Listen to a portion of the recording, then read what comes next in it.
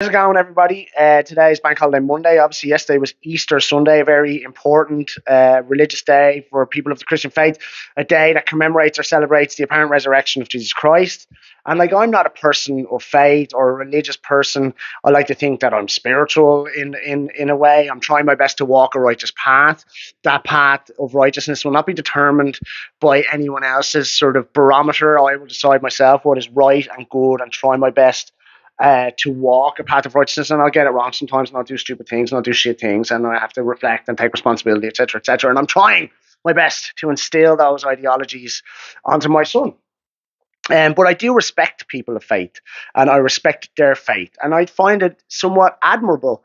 Admirable is that I have admiration for, shall I say, in some way, people of faith, especially in this crazy world that we live in. I respect their volition, um, and as long as they own it for themselves and they're not trying to impose it upon anything else, and certainly I lose all respect or for that faith when it is used to the detriment of other people. You know, and we hear so often about how that the Muslim world is fanatical, especially it's part of this anti-immigration narrative. It's like these people are Muslim fanatics and they don't want to integrate into our Western society. They want to come over here and impose Sharia law and all this fucking codswallop. And I never met a Muslim person who was not sound. And I'm sure they're out there, and we know they're out there. We know there's fanatical Muslims out there who are doing shitty things.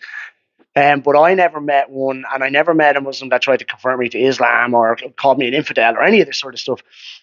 And just as much as I'm sure that there are fanatical asshole Muslims out there, there's definitely fanatical asshole Christians and Jews out there. And speaking of which, at the moment, you know, under the narrative or under the sort of banner of these Iranians are fanatical Muslims, so we're going to bomb them. We're going to bomb peace into them.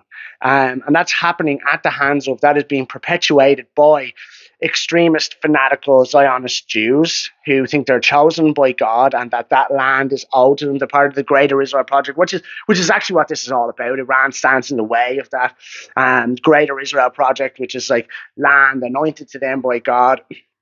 So that's total extreme fanaticism, you know, and their partners in this war, illegal war of aggression, are America, who have become alarmingly Christian fanatical, like evangelical, and they're saying this is a holy war and it's being waged by Donald Trump, who's been anointed by God and stuff like this, and that's crazy. They talk about thoughts and prayers while they're killing innocent people in the Middle East and have been doing for 50, 60 years. And we're meant to believe that Donald Trump is anointed by God while he's putting up posts on social media that say, and I'm paraphrasing here, and I couldn't go back and look at it because I think it's been deleted, but I saw his post on social media, which was like, Tuesday's like bye bye power plant day for Iran and bye bye bridge day, which, you know, that's the summer bombing civilian infrastructure, which would be a war crime in and of itself.